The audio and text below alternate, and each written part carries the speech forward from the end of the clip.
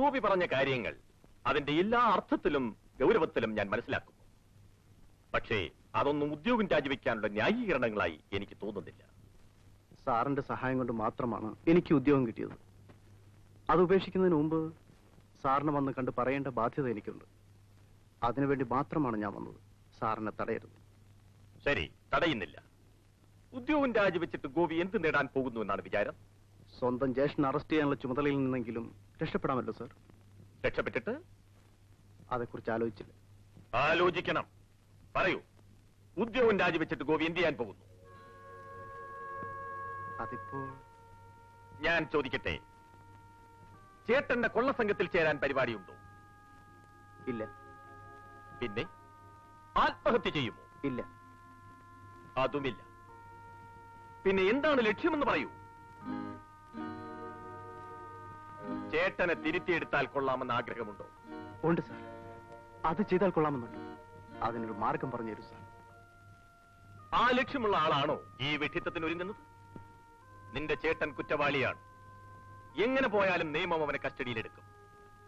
ചെയ്ത തെറ്റുകൾക്ക് ശിക്ഷയും കൊടുക്കും. അതിന് ഗോപി ഉദ്യോഗം രാജിവെച്ച് പോയത് കൊണ്ട് മാറ്റമൊന്നും സംഭവിക്കില്ല. ഗോപി പോയാൽ ആയിരക്കണക്കിന് ഉദ്യോഗസ്ഥന്മാർ ഡിപ്പാർട്ട്മെന്റിൽ ഉണ്ടാകും. അവരിൽ ആരെങ്കിലും ഒരാൾ ആ ചുമതല നിർവഹിക്കുകയും ചെയ്യും. അങ്ങനെ സംഭവിക്കില്ലെന്ന് തോന്നുന്നുണ്ടോ? സംശയമുണ്ടെങ്കിൽ പറയൂ. ഇല്ല, സംശയമില്ല. ഇനി ശിക്ഷ കഴിഞ്ഞ് പുറത്തു വരാതെ ഗോപിയുടെ ചേട്ടന് സ്വൈരമായി നാട്ടിൽ ജീവിക്കാൻ സാധ്യമല്ല. ശരിയല്ലേ? അതെ. അതുകൊണ്ട് ആവുന്നത്ര വേഗത്തിൽ ചേട്ടന്റെ കസ്റ്റഡിയിലെടുത്ത് ചെയ്തു പോയ തെറ്റുകൾക്ക് ശിക്ഷയും വാങ്ങിക്കൊടുത്ത് പുറത്തു കൊണ്ടുവരിക. ചേട്ടനോട് സ്നേഹമുള്ള ഒരു അനുജന്റെ ഏറ്റവും വലിയ ബാധ്യത അതാണ്. എവിടെ നിന്നോ വരുന്ന ഒരു ബന്ധവുമില്ലാത്ത ഉദ്യോഗസ്ഥന്റെ കയ്യിൽ അകപ്പെടുന്നതാണോ അതോ സ്നേഹമുള്ള ഒരു അനുജന്റെ കയ്യിൽ ചേട്ടൻ അകപ്പെടുന്നതാണോ നല്ലത്?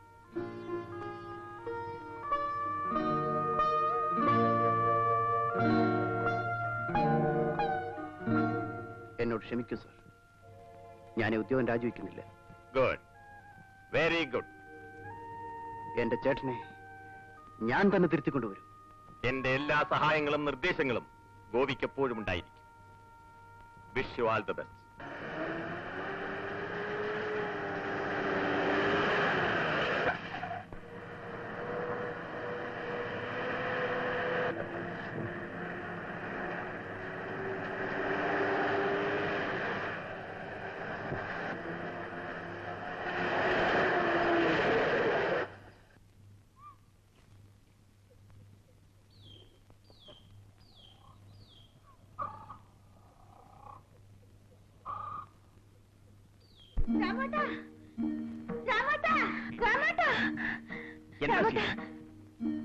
നമ്മുടെ ഗോപി വരുന്നുണ്ട്.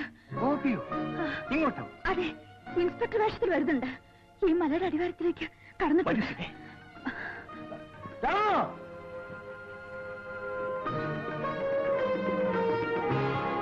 നീ എന്ത് ചെയ്യാൻ പോകുന്നു?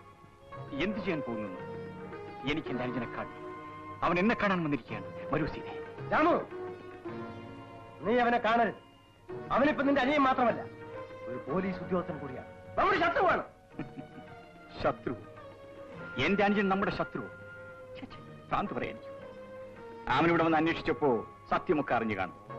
അങ്ങനെ നമ്മളെല്ലാം കുട്ടിക്കൊണ്ട് നാട്ടിലേക്ക് പോകാൻ വന്നതായിരിക്കും.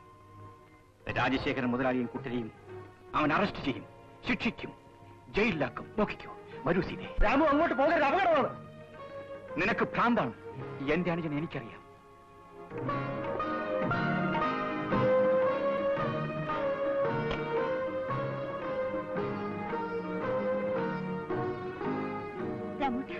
അതോ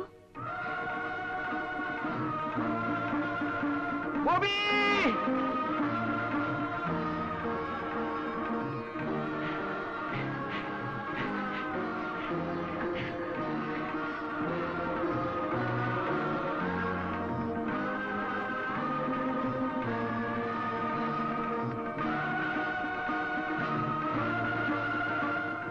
ചേട്ടാ,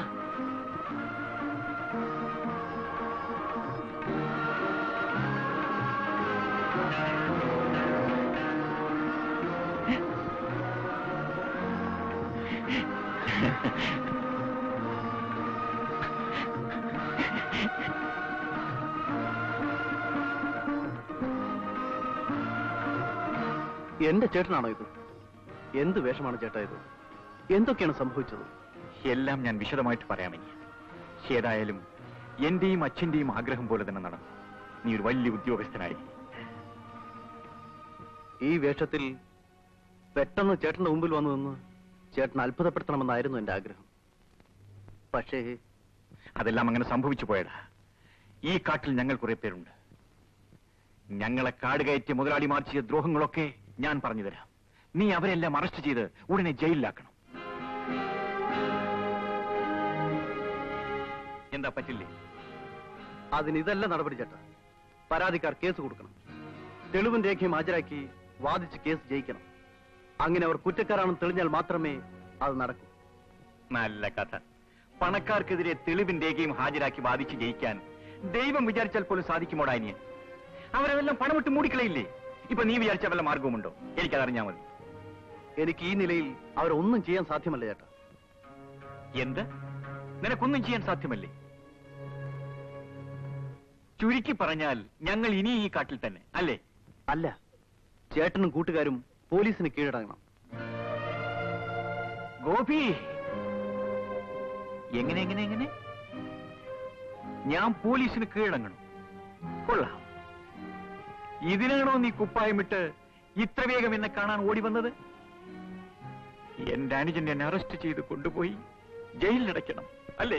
ചേട്ടാ, നന്നായിട്ടുണ്ട് അനിയ, നന്നായിട്ടുണ്ട്. എനിക്ക് സന്തോഷമായി, തൃപ്തിയായി. ചേട്ടാ, നിങ്ങൾ നിരപരാധികളാണെന്ന് കോടതിക്ക് ബോധ്യമായാൽ ദയാപൂർവം കോടതി നിങ്ങൾ വിട്ടയക്കും. ഇതിൽ കൂടുതൽ ഇനി എന്ത് ദയവാനടാ എനിക്ക് കിട്ടാൻ പോകുന്നത്?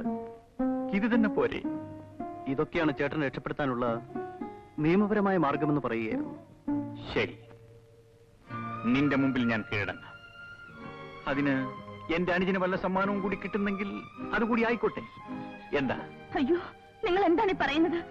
വേണ്ട, ഇനി നിങ്ങൾ ജയിലിൽ പോകാൻ ഞാൻ സമ്മതിക്കില്ല. സമ്മതിക്കാൻ നിവൃത്തിയില്ല. തെറ്റ് ചെയ്താൽ ശിക്ഷ അനുഭവിച്ചു തന്നെ തീരണം. ആദ്യം നാട്ടിൽ ചെന്ന് നടന്നതൊക്കെ അനിയൻ അന്വേഷിച്ചിട്ട് വാ, എന്നിട്ട് ആലോചിക്കാൻ ചേട്ടനെ കൊണ്ടുപോകുന്ന കാര്യം. നീ ഒരു കഴുത. ഇതെല്ലാം ഇവൻ അന്വേഷിച്ചറിഞ്ഞിട്ട് എന്ത് വേണം? ഈ നാട്ടിൽ കോടതിയുണ്ട്, വാദപ്രതിവാദമുണ്ട്. നമുക്കിത് വല്ലതും അറിയാമോ? അത് നിയമം പഠിക്കണമടി, നിയമം. ചേട്ടൻ ഒരു കാര്യം മനസ്സിലാക്കണം. നിയമപ്രകാരമുള്ള ശിക്ഷ കഴിഞ്ഞാൽ മാത്രമേ ചേട്ടന് നാട്ടിൽ വന്ന് കഴിയാൻ സാധിക്കൂ. അതിനുള്ള മാർഗമാണ് ഞാൻ പറയുന്നത്. ചേട്ടൻ കൂട്ടുകാരോടുകൂടി പറയും ഉടനെ കീഴടങ്ങാൻ. വേണ്ട, ഇങ്ങനെയാണെങ്കിൽ ഞങ്ങൾക്ക് നാട് വേണ്ട. ഈ അവസരത്തിൽ രാമേട്ടൻ എന്നെ പിരിഞ്ഞിരിക്കാൻ ഞാൻ സമ്മതിക്കില്ല.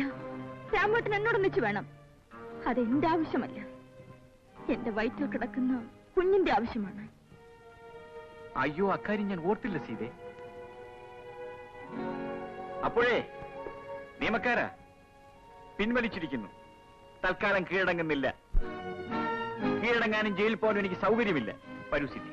ചേട്ടാ, പോരുത്. ചേട്ടൻ രക്ഷപ്പെടാനാവില്ല. You are under arrest. പിന്നെ വന്നത് ഞാനാണെങ്കിൽ പോവുകയും ചെയ്യും. ചേട്ടൻ, ഞാനാണ് പറയുന്നത് പോരുന്ന്. പോടാ അവിടെ നിന്ന്, പോയി നിന്റെ ജോലി നോക്കും. ചേട്ടൻ എന്റെ മുമ്പിൽ നിന്ന് രക്ഷപ്പെടാനാവില്ല.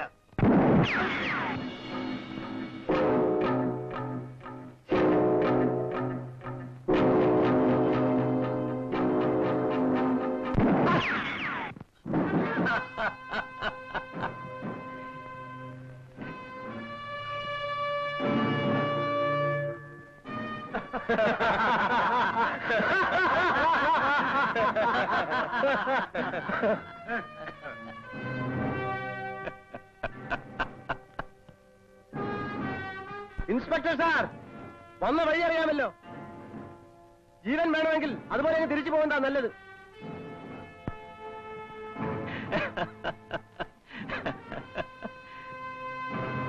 ആലോചിക്കണ്ട, തൽക്കാലം പോകുന്നതാ നല്ലത്. എന്റെ അനുജൻ വിഷമിക്കണ്ട. നിനക്ക് ഉദ്യോഗം കിട്ടിയല്ലോ. ഇനി എനിക്കൊരു വാക്കുകൂടി പാലിക്കാനുണ്ട്. നിനക്കും സിന്ധുവിനും തന്ന വാക്ക്, നിങ്ങളുടെ കല്യാണം. അത് ഉടനെ നടത്തിയേക്കാം.